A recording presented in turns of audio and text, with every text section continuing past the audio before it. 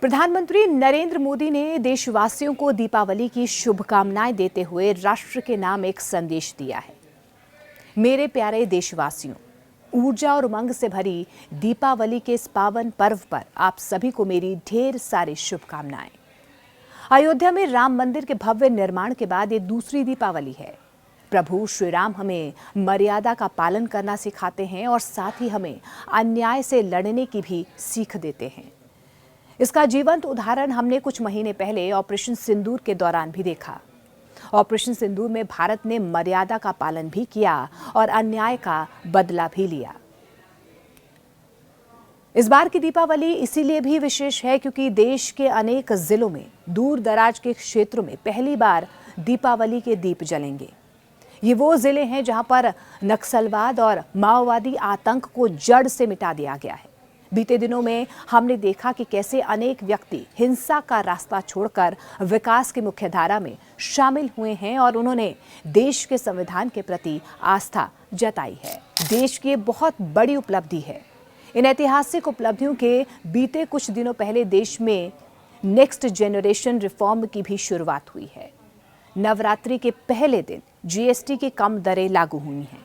GST बचत उत्सव में देशवासियों के हजारों करोड़ रुपए बच रहे हैं। अनेक संकटों से गुजर रहे विश्व में हमारा भारत स्थिरता और संवेदनशीलता दोनों का प्रतीक बनकर उभरा है।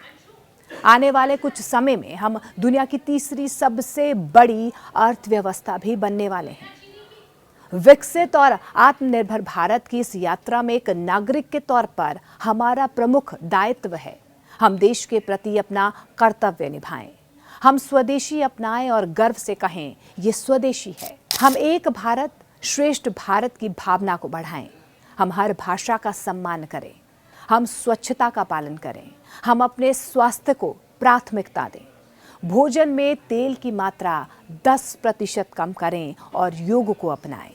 ये सारे प्रयास हमें और गति से विकसित भारत की ओर ले जाएंगे। दीपावली हमें ये भी सिखाती है कि अब एक दीप दूसरे दीप को जलाता है तो उसका प्रकाश कम नहीं होता बल्कि और बढ़ता है। इसी भावना से हमें भी इस दीपावली पर अपने समाज में, अपने आसपास सद्भाव, सहयोग और सकारात्मक के दीप जलाने हैं। एक बार फिर आपको दीप पर्व की ढेर सारी शुभकामनाएं। आपका नरेंद्र मोदी।